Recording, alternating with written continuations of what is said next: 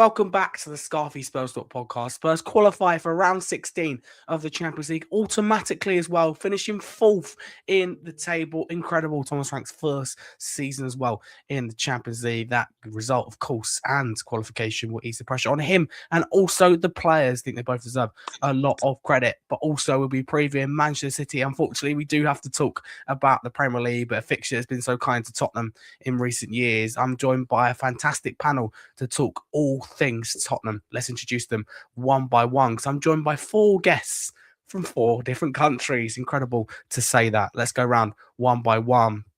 Firstly, thank you, Philip, for coming on. From Frankfurt, funny enough, having just played there. Spurs fan, yes, but second team being Frankfurt. Philip, how you doing? Don't forget to unmute yourself. That's the first time I've done that in ages. That's all right. Like it's a COVID thing, isn't it? Originally, back from those days. Thanks for having me on. Always a pleasure. And I'm quite lucky because I, live in Frankfurt. I'm originally from the UK, but it's weird going to an away home game, and not just that, but for the third time in 3 years, like a hat trick. So it's been quite pleasant, actually. Literally just leaving my house and going to the pub first and then to the stadium and then to the pub and then back home again for an away game. It's quite nice. So, it was a very, very, very, very enjoyable evening, and we'll go into detail on the game, but it's just nice to have a bit of to see a bit of positivity and feel a bit of positivity and happiness again as well. Absolutely. We could desperately need with that at the moment. And that's the thing, prime Barcelona, Tottenham at the moment in the Champions League, and then completely dead in the Premier League, and I think washed up club, absolutely. So complete contrast. But can we play in the Champions League twice a week? Forget about the Premier League. If we could, that would be very nice. Thank you very much, Philip, for coming on. Dustin, thank you for joining us at Singapore. Should be 3 a.m. if I'm not mistaken, your time. How are you doing? I mean, it's worth staying up to this type of time to talk about a win, as I'm sure a lot more easier anyway and enjoyable talking about a win than a loss at that time. Well, it's much easier to wake up when you've got something to talk about. Yeah, I think that it's good to. It's a bit like last year, right? When we were doing really badly in the league, and we're like, when are we going back to Europe? And can we play you every week? Absolutely. Familiar story from last year.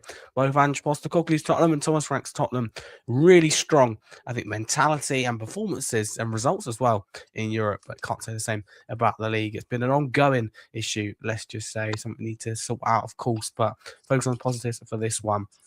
Charlie, thank you very much for coming on. Remind people of your age and thank you very much for your time.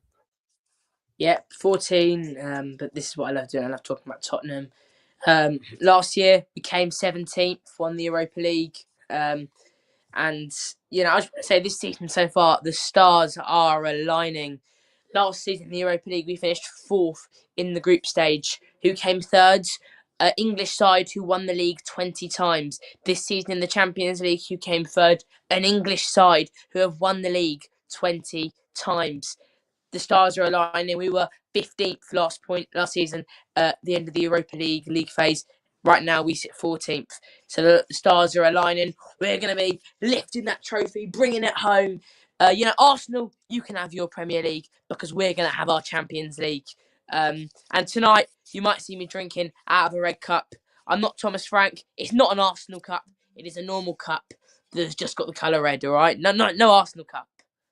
Love it. Great introduction, Charlie. We've also got the exact same number of games played, won and lost and drawn, and same number of goals scored as last season in the Europa League. The stars are aligning. Tottenham Hotspur are winning the Champions League. You heard it first here. And we'll be defending it next season from the Championship. Yeah. Oh, no. I want to say that quickly. Today, my friends at school go to me, Charlie, who do you think is going down? Who do you think is going up? And I said, I think Wolves and Burnley are definitely going down. Okay, what about 18th? I go, I think we're going to come 18th, but I think we're also going to win the Champions League. Spursy. Yeah, indeed. So, who knows? Could be 17th in Champions League. Last year, 17th for European trophy. Could be worse, could be better. We'll have to see which way it will go. Thank you very much, Charlie, for that. Appreciate it. And thank you again for your time. Martin, thank you very much for coming on. Appreciate you hosting as well. Monday's episodes of the previous episode of the Scarfey Spurs podcast. I still do have the flu now, but it was even worse state on Monday. So appreciate you filling in for me. And I enjoyed listening to it and putting my feet up for a little while. But yeah, thank you very much for that. Can't express how grateful I am for that, but also for your time. Thank you. Thank you, Harry, and I hope you'll be feeling much better soon. And also, I'd like to thank you for the opportunity of hosting. And it was a great experience, a great insight into actually what it is to host a podcast. So hats off to you for how well you manage. It's not as easy as it looks. That's what I'll say. So hats off to you for what you do. So, and yeah, thank you for having me on. No worries, thank you. Maybe not always for the faint-hearted, but I've already done an excellent job, Martin. Thank you very much. So, no, and appreciate everyone coming in here. Yeah, do bear with me. I'm, not putting on a voice or accent or anything like that. It's I feel right now, so a bit bunged up. But again, thank you so much for your continued support. Just a reminder, the Scarfey Spurs podcast. I do believe, can have a really good year this year. We are an award-winning podcast, as well as myself winning an award. The podcast itself won 2 awards last year. So again, thank you very much for that and all your continued support. Pride it in being a podcast without an agenda, without toxicity, and without politics as well. Football and politics should never, in my view, be linked at all. So everyone is open. Here, this is a podcast for everybody with all different opinions. No opinion is a silly opinion. Let's use the Franc debate, for example. We've had extremes of both ends of the spectrum and, coming on and sharing their points. I love that. Fans of all ages as well. Youngest fan being 8, oldest being 81, I believe. So, literally a complete range of ages on the podcast as well, which I'm glad to say. As City fan, this means a lot to you here, saying I'm watching your channel quite a lot at the moment. This is the first non-toxic Tottenham channel I found. So, very kind. Do appreciate that. There's a lot of toxicity at the moment. Whether way Spurs are playing, but we know we'll absolutely stick to being balanced, articulate, and professional. Doesn't mean we're not passionate. We get passion here, but put across in the right way. And that's all thanks to my fantastic guests. So let's crack straight into it. If you're on YouTube, please subscribe. Audio podcast platform, drop us a follow and a 5-star review. So if we start with the lineup then for Frankfurt, and it's fair to say that Thomas Frank was down to the bare bones with the team selection. Very similar feeling to Dortmund. We found out just a few hours before that both Mickey van der Ven and Pedro Porro had not travelled. Van der Ven with a knock and Porro out for 4 weeks. Not good. So, Dustin, I'll start with you. What were your thoughts on the lineup? Because Vicario was in goal. The back line was a Doggy, Danso, Romero, and Spence with Paulinho dotted in there. Then Gray, Sarn, Simmons, Odobert, and Moani. What were you thinking in there? Anything that struck you and took you by surprise? I think that the lineup is, the lineup that they ostensibly showed was a 4-2-3-1, but I think that it actually lined up more like a 3-4-3, which I found interesting, and we played it the previous game as well. I think that it's interesting seeing how we're slightly evolving the way we play and using Spence and Udogie as wingbacks, and then we're having kind of like a back 3 with Romero, Danso, and Paulinho. And we're seeing a little more variation in our in-possession play and our out-of-possession play.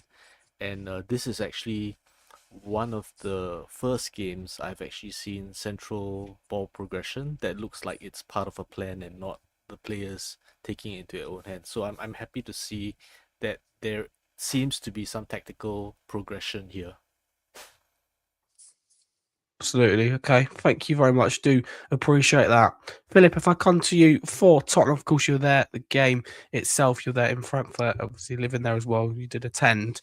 Colin Wani started over Dominic Solanke. A lot of people were surprised on social media. I looked at that and thought, Solanke's not going to start 3 games in a row when he's just come back from injury, especially with all our players being rushed back or overplayed. Let's be honest, Porro was overplayed. That's a result of him getting injured. I think that's directly linked. We've got to be careful. He's overplayed. Same with Van der Ven as well, getting a knock. He's played the most minutes along with Porro, and if you exclude Vicario, the keeper. So were you surprised by this? I always expect to see Moani start. I mean, his goals have only come in Europe. No, I wasn't surprised to see him start. I expected Kolo to start. As you said, Solanke's played quite a lot recently since coming back from injury. He needs time. We don't want to rush him back. And I expected Moani to start because of that, but also because he's playing against one of his previous ex-teams, And as we know, Colo likes to score against his old teams. He seems to have a knack for doing that, but he also seems to raise his game a bit, like he did against PSG, whatever, in the first game, earlier on where he got that double, and he did it again. He did it again yesterday. So I wasn't surprised to see him start. I also, just quickly on Kolo Muani, I don't think that we're gonna, lose him this window. I think probably we're gonna keep him till the end of the season. But that's another topic. I wasn't surprised to see him start, and look, I thought he looked sharp as well in the game. And coming on to the actual looking at the subs, anyways, and the rest of the players, we didn't have that many other options up front anyway, apart from putting Solanke straight in there.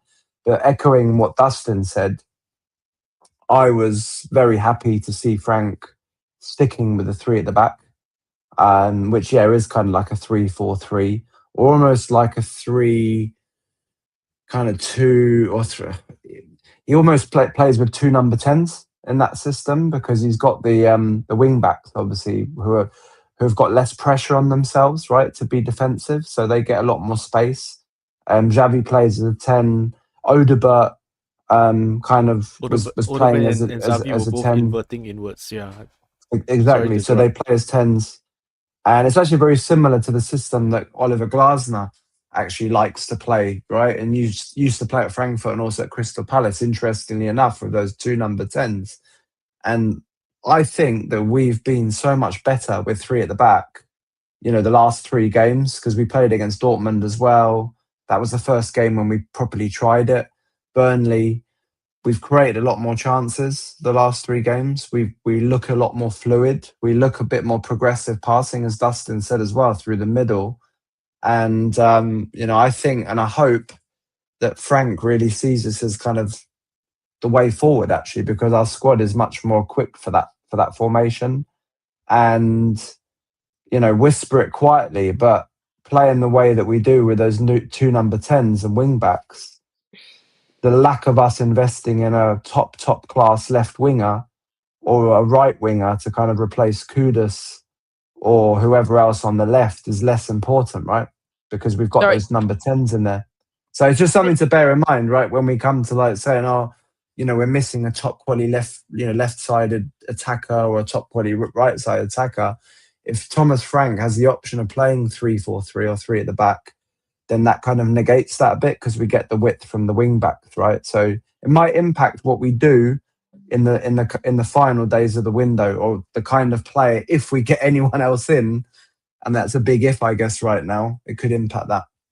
Philip, you brought up a back 3 there. I don't like to butt in, but we're going to have back 3. You say you live in Germany. Vuskovic has been the best centre back in Germany, the best player voted in Germany this season. Yeah. Why are we not bringing him back? Why are we not recalling him? I don't care about Hamburg. I don't care about them one bit. I'm a Tottenham fan. I want Tottenham to do well. I don't care about any other team, whether I like them or not. If they go down, it's not going to ruin my day. Right? If they start losing games, I don't care. If Tottenham start losing games, I care. We have to pay a small compensation fee. I'd pay it, because Vuskovic have been so good for Hamburg. I don't know why we don't just bring him in and play it back. I mean, imagine them going up the corners. We'd be better than Arsenal at corners. We'd be better than Arsenal. But the argument is he wouldn't get too many minutes. That's the argument. Whereas Hamburg, he gets minutes, which helps his development. I'm just thinking out loud here. Whereas the Tottenham maybe behind Romero, Van der Ven, maybe Dan. I think we trust in. That's why I said back 3, though, because we're talking about back 3s. Bring him in. Ultimately, he is better than Danso. I like Kevin Danso.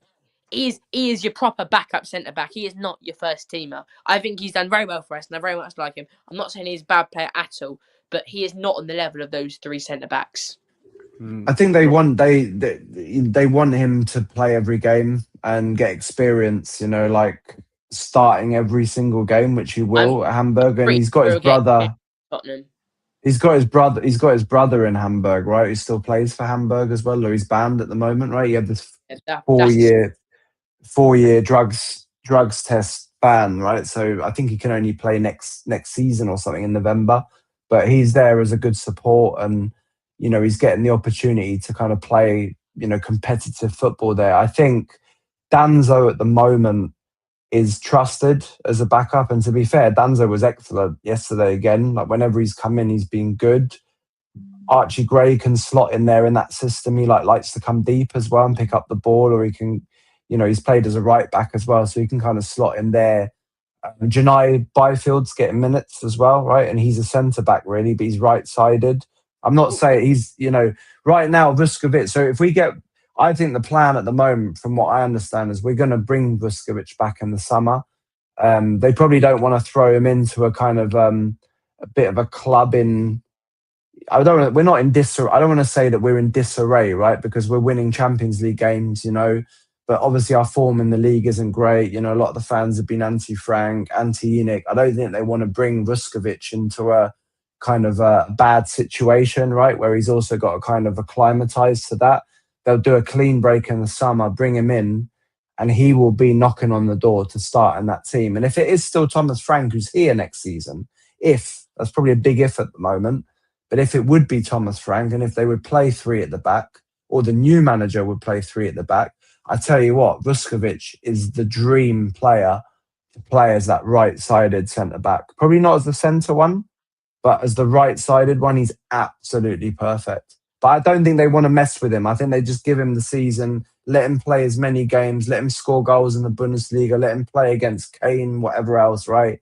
And also fight, because Hamburger, they're not in the relegation zone at the moment, right? They're a promoted team, but they are second best in a lot of games. So he's having to do a lot of defending, and I think that's why they're going to keep him there, to be honest. And I agree with that. I think it's the best thing for him, but I definitely want to see him come back now in the summer. I changed my mind on that. I originally said, you know what, we'll loan him out another year because he's 18, right? Like, let him play top flight games in the Bundesliga again or somewhere else. But actually, he's that good.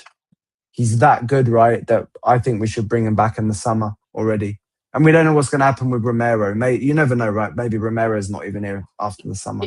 The only thing I can say to that, really, of course, I want him back. I think he's a brilliant player, so I don't bring him back. Look, yesterday, 5 of the 8 teams who finished in that top 8 are English teams. It shows you how far English football is ahead compared to all the other leagues. I look at the players you bring in from France, Italy, Germany, Spain, that they're not the same. They're just not the same because the Premier League is a different gravy. It's a different level. You cannot compete.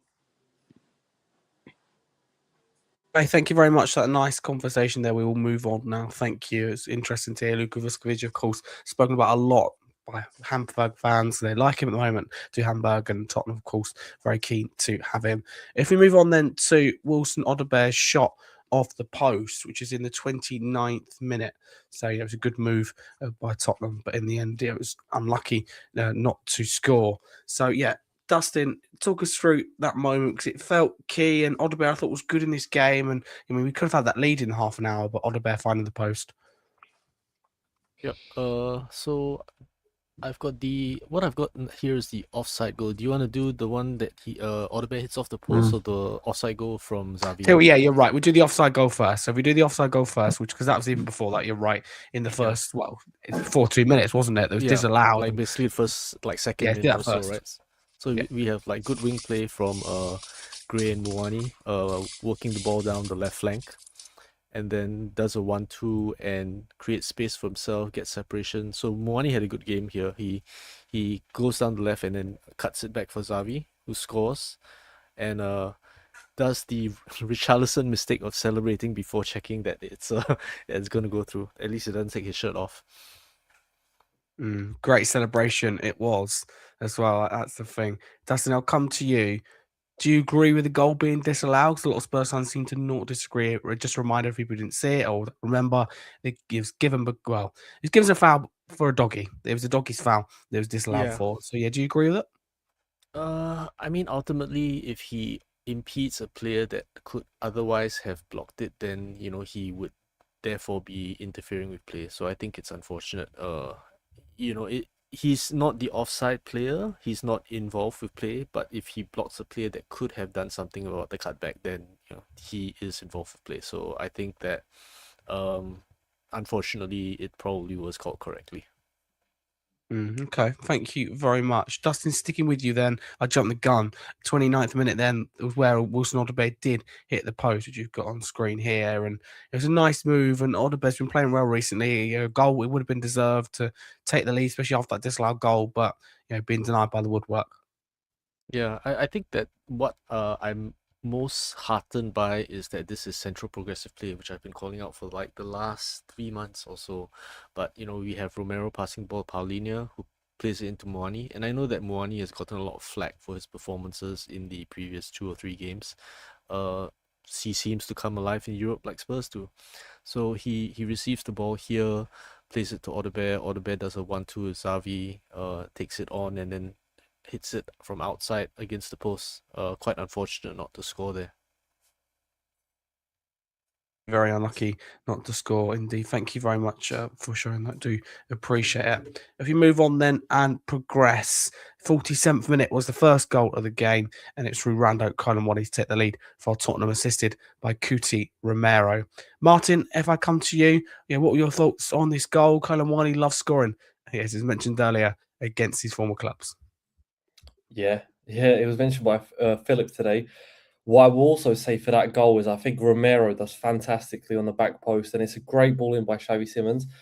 Funnily enough, the last time I was on the podcast with Dustin, we were actually mentioning that Tottenham Hotspur have been attacking set pieces with Romero sort of going onto that back post and being free there. And it's been, I think, maybe 4 or 5 games that have passed since then, and we've done the same thing again, and it's worked out. So again, Romero with a goal contribution, that has to be mentioned as well. Colomwani he was in a great position, but I would say the ball in from Xavi Simons and the header into the path of Colomwani was fantastic from Romero. So I think the main credit should go to them too. But yeah, like you guys mentioned, Colomwani does love a goal against his former club. It does indeed. Very nice goal from Tottenham. And then 73rd minute, Solanke come on. And I mentioned this moment because in the 77th minute, he's the one who scored. Charlie, what were your thoughts on this goal? We capitalised on a Frankfurt mistake, and Solanke was clinical. Yeah, well, honestly, I thought it was actually, a really, really good play from Dominic Solanke. Dustin, I don't have a slide for it, but what's his name? Solanke really showed off his pace. Not even players know Solanke for his pace, but he really, really showed it off there. And he zoomed past that defender. Don't get me wrong, it was obviously 2 mistakes. The slowness from the defender to react, and the header, which was also amazing play from Xavi Simons to make him put the ball in that awkward position. Solanke runs through the run. Just talking about that run, I think it was spectacular. The pace he went at. And then he gets the ball. The defender is trying to catch him, but it's too late. Solanke's got the ball. We know what a great finisher Dominic Solanke is, and he puts the ball right in the goal to put Tottenham 2-0 up, to put a smile on all our faces, and pretty much assure that top 8 finish. Obviously coming 4th, like I said, the stars aligning. Just brilliant, honestly. I love Solanke. I'm so glad we got him back at the start of the season. I think after the Super Cup, the Burnley game, the City game, I think those 3 games, great under Thomas Frank. We're all saying Richarlison's the main man. Then there were the talks of Eze about that we were going to be sending Richarlison the other way to Crystal Palace. And everyone was like, no, what are we doing? He's finally playing well and we're just going to sell him? What are we doing? And I'll be honest, looking back, I wish we did sell him. I wish we did do that. Us fans, I certainly made the wrong choice saying, he's starting to get in now. Let's give him the time, because yes, he scored lots of goals. I don't think he's a great player personally, and I've accepted that. And that he's not going to cut it for Tottenham. And yeah, but Solanke, I think, is a really, really, really good player. Probably our best striker, and should be playing a lot of football. I think Thomas Frank can turn him into a really, really good player. But do I think Thomas Frank's the man for Tottenham? No. I think Pochettino is. Look what Pochettino did to Harry Kane. I can't see why he can't do that to Dominic Solanke. Absolutely. Thank you very much, Charlie. It was a nicely taken goal for Solanke, and both strikers are really clinical in the goals, and the moves are good, don't get me wrong, but striker's job is to be clinical, and we absolutely done that. And it's on your screen now as well, the vision here for Solanke's goal in the 77th minute, where he was Sorry, Harry, can you just go back a slide quickly? Yes, of course. Yeah, we can go back one. There you go. Yeah, the way. So you've got to think, first of all, he's come from an onside position, so he's had to get past that defender. Look at that burst of pace, if you can see it. Yes, good. If you replay the goal in your head, it is incredible what Solanke's done there. Absolutely incredible. A brilliant goal, and Xavi and all the players involved in that goal, just brilliant. But that burst of pace, something new we've seen from Solanke, and I really do think we're going to see a lot from Dominic Solanke. But we can go on all about this. At the end of the day, this club have one goal. Absolutely. Yeah, thank you very much. Philip, would you say at this point, you felt that was job done to Tottenham through to the round of 16? Because as you would know, Frankfurt made 6 changes, altering resting 6 players, knowing they're already out of the Champions League before a ball was even kicked in this game. So going 2-0 up in the 77th minute, it felt like job done, as we know it was, but it even felt like it at the time, didn't it? The contact was like as well. They agreed, job done for Tottenham. Yeah, no, it was job done at that point. When it was 1-0, there was still, nerves obviously in the away fans, because we've seen it all too often. We'll just give away a cheap goal from somewhere, and then suddenly it's 1-1. We're back down to 9th or 10th, right? We slip down, and Frankfurt probably get more confidence. But the 2-0 was needed. To be fair, we started that second half really, really well. Like, Frankfurt should have scored. Frankfurt only really had one chance in the whole game, right? It was when they did that one ball down the line, and they kind of beat Udogi and Danzo, and then the player who was through on goal, I think it was Larsson, who's a very, very good Swedish midfielder, by the way. I really like Spurs to sign him. He's best buddies with Bergvall as well, but he's a bit more of a deep line playmaker. But Frankfurt should have probably scored that one. But look, when we got the 2-0, we went out there with purpose. And as Charlie said about the Solanke finish, it was so impressive to see that turn of pace. And do you know what? What most of the fans, when we went 2-0 up with that goal, what most fans were saying in the away block was how he didn't rush the finish, how he didn't blast it. It was a Kane-esque finish, almost a bit. Very calm, just across the keeper, right, bottom corner, passed in there, really delicately, lovely, very, very simple. And look, at 2-0, we probably could have scored another 1 or 2 goals. Frankfurt didn't really trouble us, right, for the rest of the game. They had a few kind of attacks, but they didn't do anything really. And yeah, it was job done. And, the fans started celebrating already, to be honest, at that point. All of the Champions of Europe songs, we know what we are. We're flying around, and it was basically a bit of a carnival really in the away end. So yeah, it was all over. But just my last point on that is Frankfurt were, they obviously got some injuries as well. They're in very bad run of form. That's probably the last game that they've got caretaker managers as well, because they're going to appoint, I think, a Spanish manager, Albert Riera, this coming weekend, who is managing in Slovenia at the moment.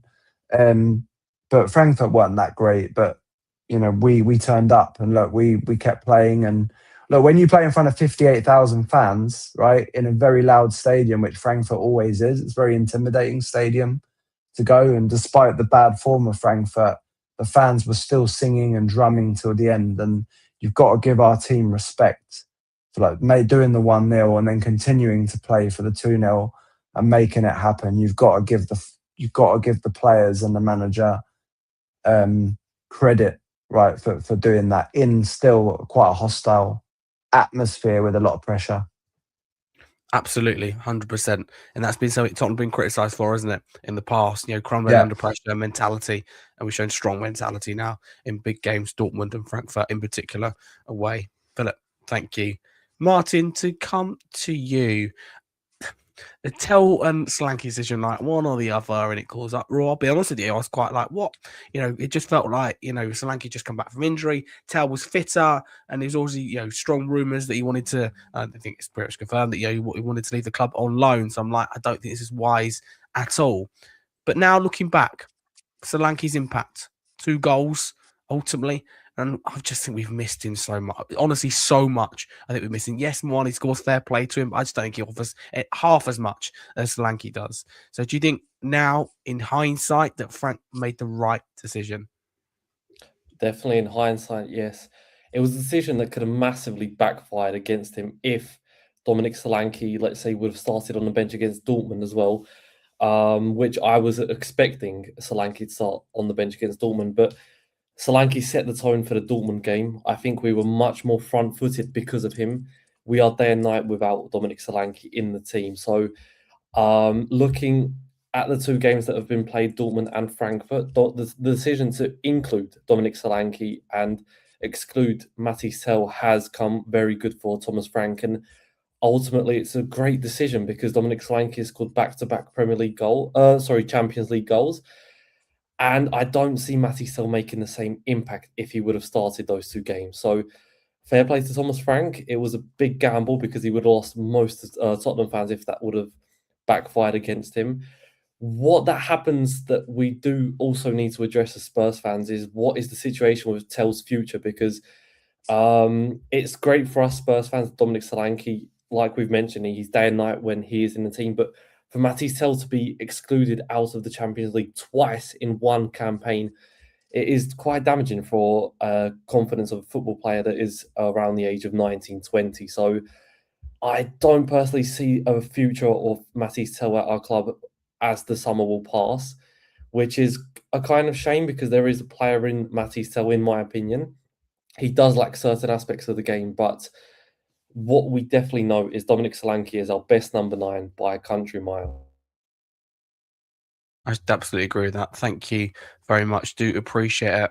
Dustin, can I get your post-match thoughts? I mean, I don't know about you, but I thought for a long while when it was 0-0, it took us a while to get the first goal. I was thinking, haven't we scored yet? We're playing really well. You talked about seeing more through balls, progressive passing that we haven't seen, something you've highlighted a lot. Playing through the middle, for example. So do you think overall, as well as that we played well just generally, across the 90 minutes compared to how we have done in previous weeks? Yeah, I always separate like performance from results, and this is one of the games where even if we weren't scoring, we were doing a lot with what we were when we had the ball in our possession, and we were a lot more front-footed. We weren't just, and I don't know how much of this is because, Toro and Kudus are injured, because they were our main source of creativity, and that was, spamming crosses from the right wing. I think that partially when they're injured, we are actually forced to kind of find different solutions, and one of those solutions has been playing a lot more down the center. And I think that this adaptation has actually shown that we have the players to be able to do that. And Muani had a couple of bad games, and people were calling for his head and volunteering to drive him back to to France. But I think that he showed in this game that he has the touch and the ability to interplay with players down those central channels, especially in the right and left half spaces. And what I noticed was that when we were playing down the right, we had good interplay between Odebear, Muani, and Xavi. And then when we played down the left, we had good interplay between Xavi, Muani again, and Udogi. So I think that the Gloob is a good central striker and Xavi, and then they play on either side of either the central part of the field or the left or right half spaces, and we got a lot of joy from that combination. So I'm excited to see that we are finally making this a pattern of play. And one other pattern of play that I noticed was that we previously talked about how Romero getting into attacking positions doesn't look like it's rehearsed. This time it did, because when he was going upfield, you would see Paulinho or Gray drop back to replace him in the back line, and it seemed less of Romero going off script and going, I have to save this game, and look more like a pattern of play where it's we need someone to hit the ball back to create chances for us. You're the best aerial threat that we have in the team, so you go ahead and be that aerial threat, and we will cover your defensive responsibilities. So it seems that we have now developed a more sustained way of playing and creating from the middle of the park, as well as using Romero in an auxiliary role where his aerial presence is useful for us. 100%. Thank you. I want to talk about Romero actually. It's led me on perfectly. Thank you, Dustin, for opening that can of beans there. Charlie, I'll come to you on Cuti Romero, our captain. He was given man of the match for this game. Do you agree with that decision? And do you think he played? I think he's a really big game player, is how I would describe him. Give us your thoughts. Charlie. You're on mute, my friend. Sorry, Harry, say that again. Right. My thing is off this receiver and this speaker. Can you say that again, No, that's please? right. Can you hear me now? Romero, he was given man of the match. Do you agree with that decision? Do you think he's a big game player?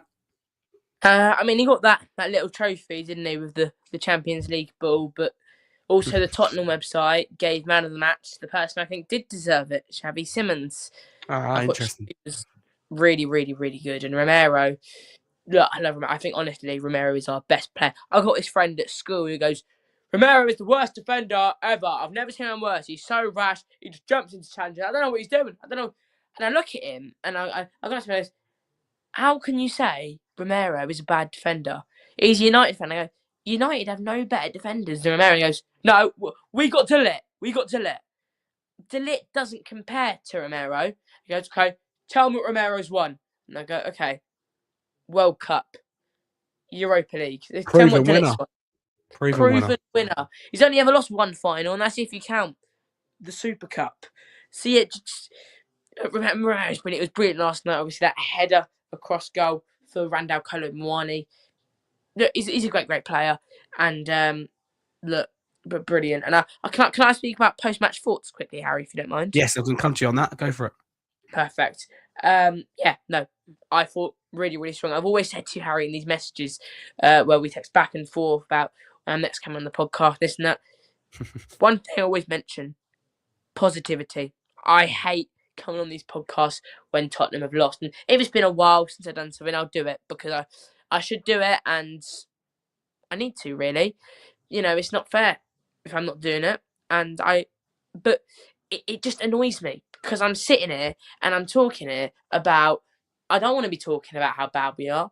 I want to talk about what I love, Tottenham, Absolutely. and how great we're doing. And we're not doing great. And I hate coming on in that sort of position. But tonight, I feel great coming on. When you text me earlier, do you want to come on the podcast? I said, yes, absolutely. I'd love to come on. Tottenham just won. Okay? We're finished in the top 8 of the Champions League. We should be delighted. We've got City on Sunday. And I tell you what, we go in that game. We win. Amazing. We get 3 points. We lose. Arsenal aren't probably going to win the league. So, it just seems good to be a Tottenham fan this week. Of course, I'm not saying I want us to lose. I'm a Spurs fan, but there was only ever one game I wanted us to lose, and that was against City. I did want us to lose that day. I would not be able to bear it if Arsenal won the Premier League. But I'm confident in Manchester City. Epios, I see you in the comments. I hope you do beat Leeds, and I hope you do win the league. But yeah, look, a positive week. Everything seems positive right now. Of course, there's still all the murmurs about Franc. My granddad goes to me in the car, Charlie, if Tottenham win the European Cup, do you think we should sack Thomas Frank? And I laughed at him and I said, no, of course not. It'd be ridiculous. And I can now see where people are saying Frank in from a little bit. I've been thinking a bit more in the last couple of weeks. Who on earth's coming in? Robbie Keane? Oh, come on. I have one answer, Harry, when we did our debate, me versus you. Thomas Frank back, Thomas Frank sack. I was on the sack side. I reckon if we did it again, I would be probably closer to the back than you are. You probably be further to the sack and I'd be closer to the back. I only want Pochettino and he's not coming in until the summer. Let's just bring in Mauricio Pochettino in the summer.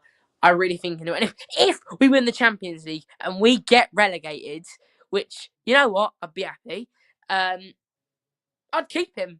I'd say, yeah, sure. We are the champions of it. I'd be in Arsenal fans' faces. They'd be like, we won the league. And I'd be like, we won the Champions League. We are the European champions and we will have it on them. That would be so great. Amazing. Brilliant. Great stuff, Charlie. Love the passion as always. Absolutely. Again, I've said it. Many times, and I will say again tonight that if the players had the same passion and the board had the same passion and desire for the club, we'd be in a completely different situation, a lot better. Let me tell you that. Disinterested they are upstairs when it comes Charrington out, me in. Hey, absolutely. Frank I like out, me that. in. Well, I'm not sure about that. No, I'll go with the I'd first be one. on their case. I'd be saying 4-4-2, get the ball up the pitch, score goals. We've got the better players than the other team. Let's win the game of football. Come on, boys. That's what I'd be saying, honestly. Fair enough. Thank you very much. Appreciate that. Love it, as always. Philip, I'll come to you. So, we spoke about Vuskovic, etc. But away from that, Yao Pelini was the one who played in that back three, with Kevin Danso and Christian Romero. I think it really suits him, if I'm honest with you, because he can step into midfield. He's got that experience. I mean, I know that Frankfurt made 6 changes that, their focus is on the league. So they're out the Champions League. He didn't have too much to do, but he looked comfortable, didn't he, last night? Paulinho in the back three.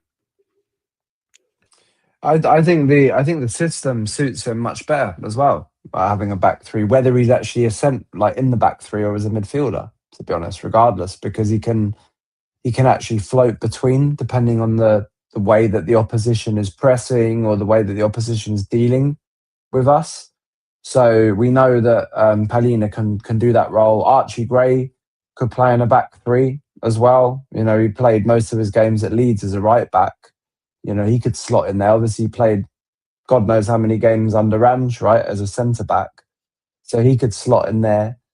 But, with Paulinho, he is flexible on that, like in terms of what he can do. But the thing again for me is that, with this new system that Thomas Frank has brought in since Dortmund, I don't know why he didn't do it earlier. Like, he should have done it months ago. He played a back three against PSG, I think, in that one game where we actually looked quite good. I know we lost the game and we conceded quite a few goals, but we actually played quite well in that game and we created chances, The same as in that first game against PSG in the Super Cup, where, okay, we didn't create as many chances, but we still looked solid and, we scored the goals. But I'm very glad that he's changed the formation. And if I can just give you my post-match thoughts and kind of look forward to Man City as well at the same time, this is actually what's making me feel quite positive.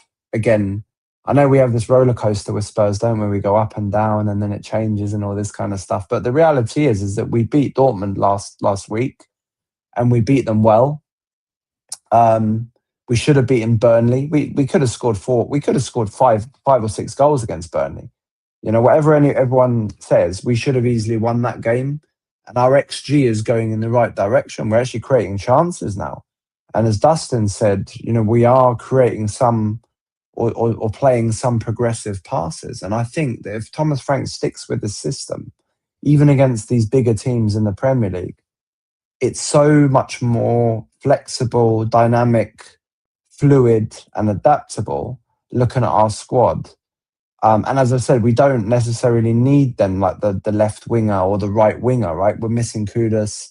We don't need a top level left winger to come in right now because we've got those number 10 roles there. And Odebert, by the way, has been fantastic recently, right? He's been so good in the last 3 games and there's a massive player in there with Tell to come back in. And Tell can play that number 10 role as well, behind Solanke or whoever it is, as an example, right? We have a lot of options there.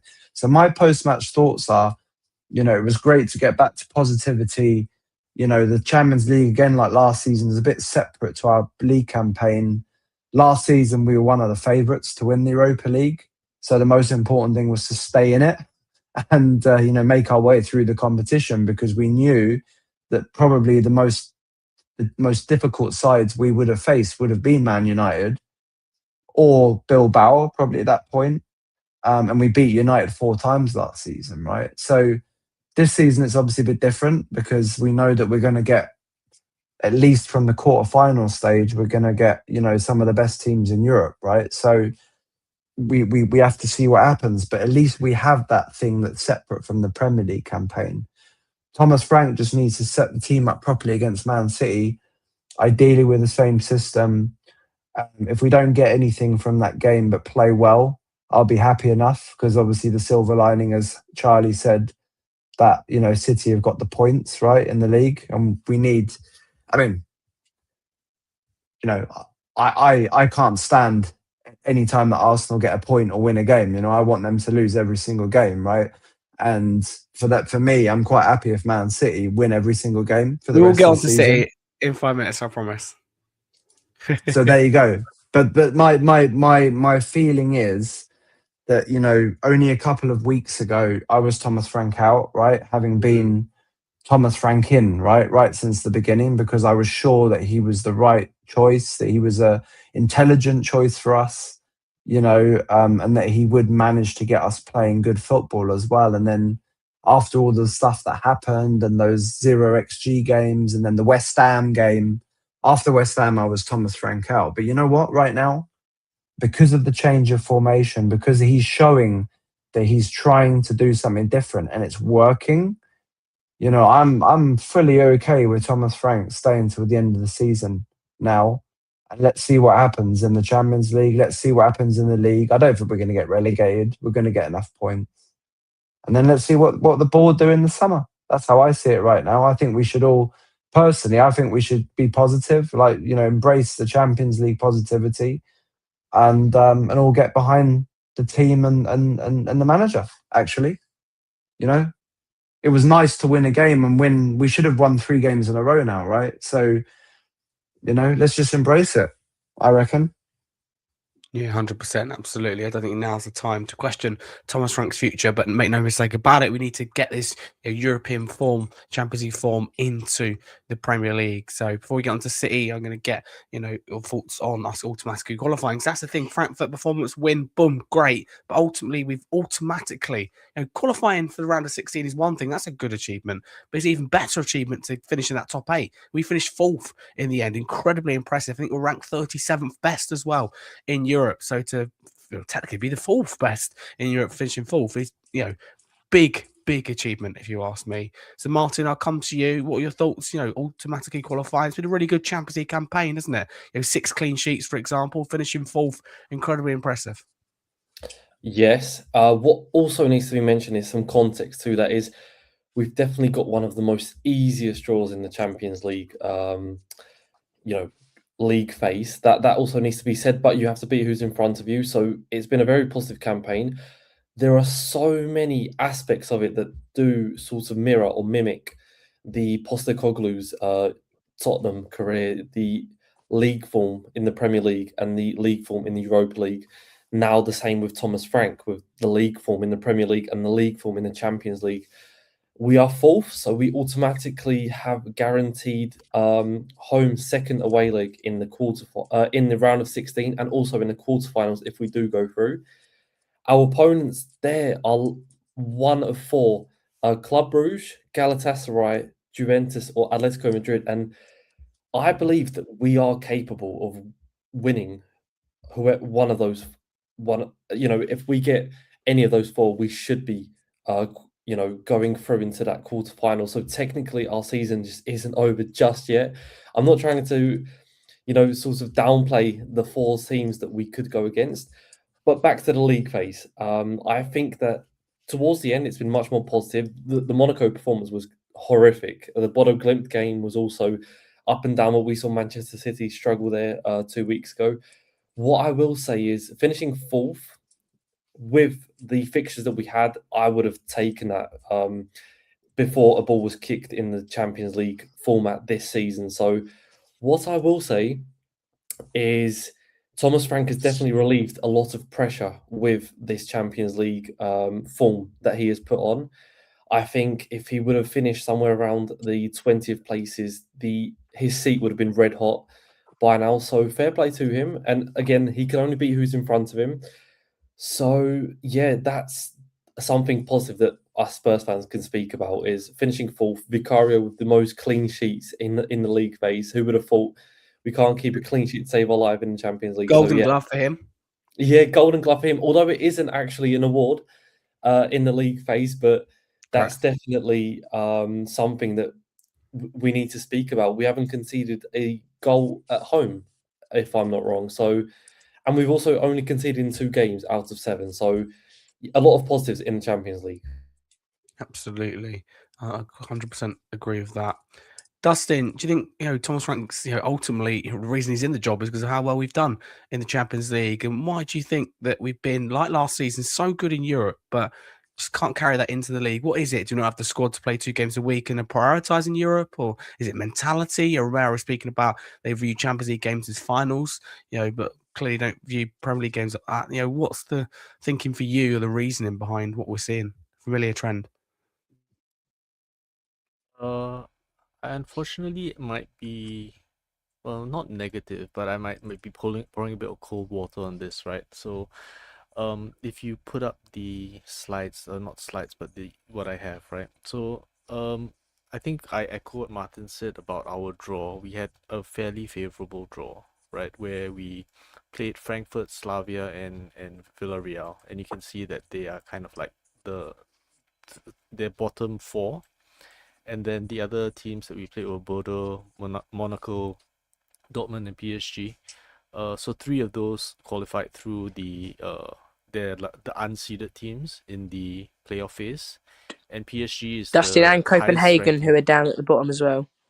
Yeah, correct. So basically, we have we played 4 eliminated teams, and then the other teams we played were they are in the playoff phase, and the highest ranked team is PSG, who surprisingly are in the playoff phase as well. And against those teams, the best 4 of those teams, we won one, Dortmund. We drew the other 2 against Monaco and Bordeaux, and then we lost to PSG. So I take a lot of positivity from our Champions League campaign, but we have had a fairly easy draw. We didn't play very good teams, and the good teams we did play, got results against us. PSG beat us, and then we drew against Monaco and Bordeaux. I will say that the positivity I take from this is that in this last game, I've actually seen Franc evolve his style of play. And whether it's forced upon him because Kudus and Porro are injured, and now he has to find a different way to play, but at least he has evolved and started playing down the center. I hope that he doesn't just keep this to a Euro only experiment, and then he actually starts doing this in the league as well, because I think that teams have been preparing for us on the basis of us spamming crosses and being set piece FC. So I think that if he surprises teams and does something different, and they're watching our Champions League games as well, but I don't think they will have prepared for us playing in a different way. So if we do that and start surprising the teams we play against, I think we are putting ourselves in a better position, because even if we wanted to play the old way, we don't have Kudus and Porro anyway because of the long-term injuries. So I think that we need to start varying up how we play, and maybe we can transfer some of this into the league. Great stuff, Dustin. Good analysis as always. Thank you very much. Happy days then. Good performance from Tottenham. Key win and automatically qualifying for round 16 of the Champions League. And I'll just say it now on behalf of myself and the podcast. Congratulations to, of course, whoever the manager will be the same. But in this case, Thomas Frank and the Tottenham Hotspur players, and full credit to the fans as well that have supported the team throughout the Champions League, those home games, but in particular following Spurs around Europe. Very key part of us, having the success we have had. Moving on then, attention turns to the Premier League. I don't like to do that with the way we play, but Man City is different. Like I said in the intro, we got good form against Man City. So let's go through. I want to get all your thoughts on the score prediction. So Charlie, starting with you, how do you feel about this one? Do you think Tottenham can keep their fine form against City? What do you reckon? Can we keep it going? I've spoke about positivity. I've spoke about how I would enjoy Tottenham and how much I love it and the passion I have. But I think we're going to lose. And I think we're going to lose 3-1. I'm not confident at all. City have been so dominant this year since we beat them 2-0. I can't see us beating them. I can't just get a point. They have vulnerability defensively. I know this I'm not gay, but they have dropped a few points, not in the last couple, but before that, 3 or 4 games in a row. Look, they've won their last 3. Everyone says we've got a good record against them. They've won on their last 3 occasions coming to our ground. I have no hope coming into this. But if there's one game I'd want us to lose all season, it'd be this. But I'm not saying I want us to lose. I want us to win every game. I want us to win 38 games out of 38. And that's like 114 points. That'd be mad. Yeah, look, it's my opinion. Very clear. I think we're going to lose. I can't see us getting anything out of Manchester City. They're such a good team. And winning that, it would be great. It would also not be great, if you get what I'm saying. Yeah, I can't see us winning. I'm sorry. No.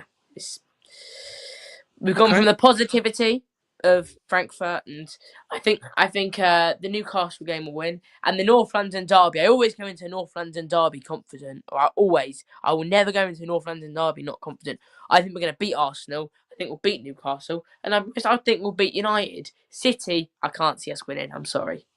Appreciate your honesty, Charlie. That's what's important. Thank you. Before we go around and get all the rest of your thoughts and score prediction, be honest, raise your hand if you want Tottenham to lose or not win, let's just say, this game. So we'll be Spurs fans that want Man City to win this one, of course, being in a direct title race with Arsenal. So raise your hand if you are back in or you want Man City to win this one. You can see my hand is a quarter of the way. Okay. A quarter. Okay. I'm not up here. My hand is not high in the air. Yes. Come on, City. City till July. I'm City till July. See, a lot of people were last year. I am. I'm sure I am. I'm City till July. I'm not like that, all right? Not yet. Maybe at the end of the season I will be. But look, if I get on the train, all right, we've given a good fight. We've lost. I'm not going to be annoyed. I'm not. Fair enough. But I want us to win. The question, do you want Tottenham to win or do you want Man City to win? I want Tottenham to win. See, I think there'll be less fans this time that want City to win because of where it is. If it's nearer May, it's completely different. Yeah. That's the thing.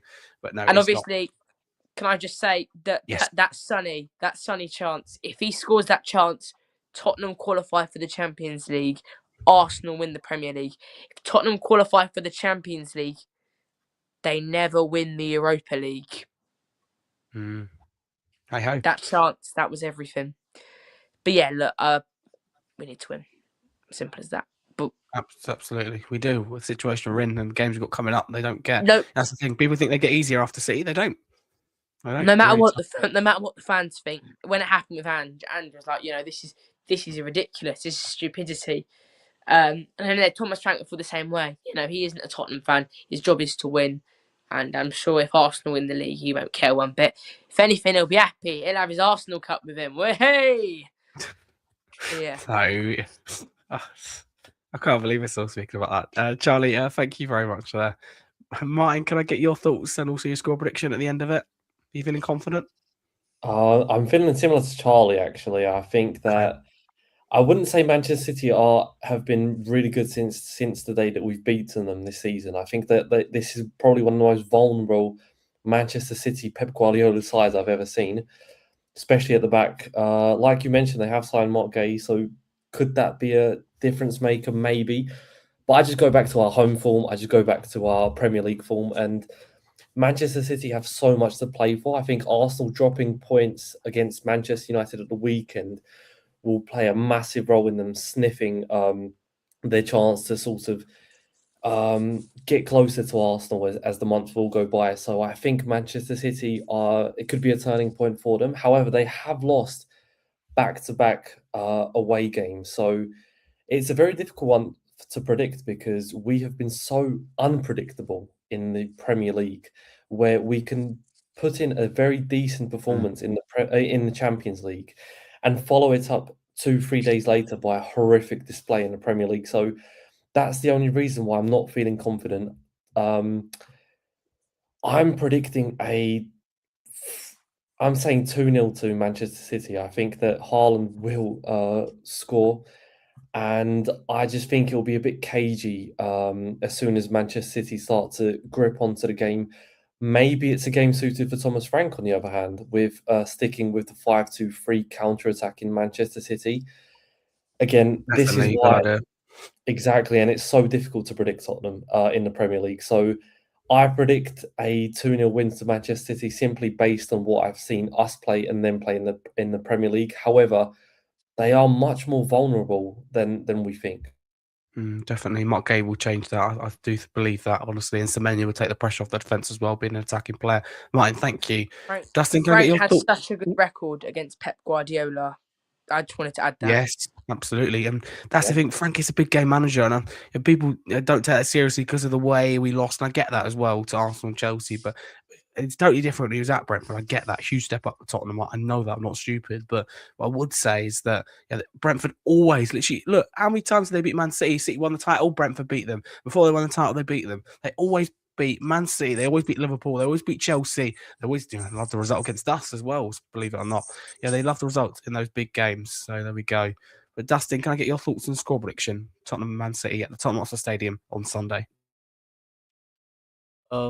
So I think it depends on how Frank decides to play, right? If he goes back to playing along the flanks and not progressing play down the center, then I see nothing but a City win. But if he takes lessons from this game that he has players that can play down the center, and that he has actually made adaptations to allow for the strengths of Romero and Van de Ven. So rather than letting them freestyle it and score bicycle kicks, he's actually made provisions for them to, okay, you want to go roaming up there? I have these players that will cover your defensive responsibilities. So if he starts making those adaptations and playing with the kind of verve that we see in the Champions League, in the league, then we may see a different outcome. If he goes back to playing in a conservative, pragmatic way, then I don't see anything other than a loss. But if he, takes the lessons from what he's learned in Europe, which is have a go, and start trusting the people that you have down the center who can play down there. So people have been saying that it's the players and they can't be trusted and we need to sell the entire team because they're crap. They're not. They just haven't been asked to play to their strengths, and they have the strengths and the ability to play down the center. We've just seen it in this game, and I think that if we start trusting them to do that, then we will surprise a lot more teams and start getting more results that we should get. Lovely, So, thank you. Yeah, so I would say City win 3-1 if we play Okay. pragmatically, and if we have a goal, then I can see a draw or 2-1 win. Okay, thank you very much. Philip, can I get your quick thoughts on score prediction to end? You're on mute, my friend. I pretty much agree with Dustin in terms of pretty much everything what he just said. I think if Frank sticks to the system, 3 at the back, with the wing backs, with the 2 number 10s, that kind of thing, I think that we will actually get a point. I think we'll come away from the game with something. I think to win that game is going to be difficult because with Semenyo now there as well, their ability on the wings, I think it's going to be very tough and they're smelling blood. But if he sticks with the 3 at the back, I think we'll get a point and I think it'll be high scoring. I think I'll go with a 2-2. That's going to be my prediction. If for whatever reason Frank goes back to the old Frank style and 4 at the back, crosses and stuff, then we'll lose the game. Simple as that. But I'm predicting 2-2 and 3 at the back. Great stuff. Thank you so much. Thank you everyone for watching this episode on YouTube. And you're new, please subscribe, listen by audio podcast platform, drop us a follow and a 5-star review. And the next Scarfey Spurs podcast will be on Monday to review that City win and look forward to the next game. So it should be a good one as always. But big thanks to my panel, of course, everyone as well that listened and watched. Big up to all of you. Let's go through and see we quickly can find all the guests on social media. Philip, starting with you, where can people follow you on social media? I'm only really on X so far nowadays at Frankfurt Spurs. If you don't already follow me, click a follow and see my amazing content about Spurs and the Bundesliga. Great stuff. And big up to chat and YouTube. Got City and Newcastle fan listening. So big up to them both. Not just Spurs fans. Go follow Philip. I sat down with him with an opposition preview, didn't we, Philip? 68-minute discussion it was in the end. I didn't realize it was that long. That's how much fun we were having. We covered a lot, didn't we? Current Tottenham problems, Frankfurt season so far, Tottenham season so far, everything about the game. So I know it's post-match, but still a good one to check out because Tottenham's problems still apply even after the win, but even though it's a lot better. Philip, thank you. I'll save it as a therapy session when we start to lose games. Thank you, Philip. Cheers, Dustin, where can people follow you on social media?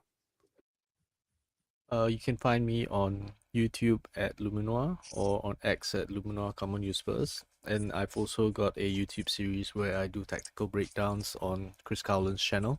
And the URL is on the screen there if you can see it in the white. And yeah. Great stuff. Thank you very much, Dustin. Charlie, tell people about your YouTube channel. Unmute yourself first, and then we can hear you. We want people to follow your YouTube channel. Sorry, I was on mute there. Everyone keeps going there on X, and they're on this, and they're on that.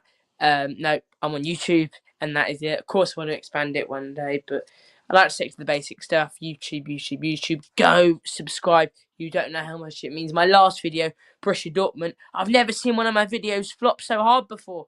Clearly, people are not watching anymore. Go check out. That was one of my best videos. I was so happy to see us win in the Champions League.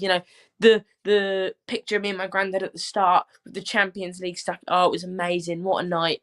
But yeah, go check me out. Please subscribe. You do not know how much it means. Every time I see that subscribe button go up, I don't care who you are. I cheer. All right, I cheer. You can be an Arsenal fan. I'll still cheer because I got an extra subscriber. Keep up the great work, Charlie, and don't worry too much. You get people that just unsubscribe, or to be nasty, or get bots on YouTube, stuff like that. But no, keep going. I've had some comments before that I wasn't too fond of, and I tell you what, I replied to them and I said, "You don't bother me. I'm going to delete your comment in a few hours. Just hope you can see this. You've bothered me 0% at all. Nothing. Good on you. Keep up Can't the get good work. past us. We're like steel. These content creators like steel. Can't get anything past us." Good stuff. 14 years of age, you do great. Love your passion. Absolutely. I mean, I think it's because I sound the flu, but I sound absolutely deflated. So I need some of your passion right now. But no, absolutely. You all love the club, and you're a great example of that. Thank you so much. Martin, where can people follow you on social media? Yeah, just before I say, Charlie, you didn't mention your YouTube channel, what the name actually is. Oh, sorry. Charlie It's all right. Pisani. I think I put it on the wrong side. I can't tell. It does opposites. Charlie Pisani. Thanks, Martin. Yeah. No worries, Charlie no Pisani. worries. Literally, as it's spelt there, you can just type that in. We collaborate, don't we? Most weeks yeah, as there's well. collaborate videos. You can go check me out. It wouldn't be too hard. But yeah. Thank you, Martin. No worries. So I'm just on X, and I also have my own website where I write Tottenham Hotspur articles. So you can check out why we always have an injury crisis when we're in European football. So you can digest that on the Spurs Pursuit is the name of my website. So thank you for having me on. It was a lovely panel. And again, Harry, hoping for a speedy recovery, and hopefully Tottenham actually do get the 3 points. Fingers crossed, hopefully. I mean, I blame Spurs for making me ill, but the Frankfurt game helped. Let's just say. So, I don't sound great. Again, I wouldn't go as far as what my friend said, Mickey Mouse, but no, not great. But I enjoy being here. This definitely makes me feel a lot better. Thank you all. And I made it with 1% battery as well. That's what we all like. But thank you very much for this episode. You wait to die now. And a massive come on, you Spurs.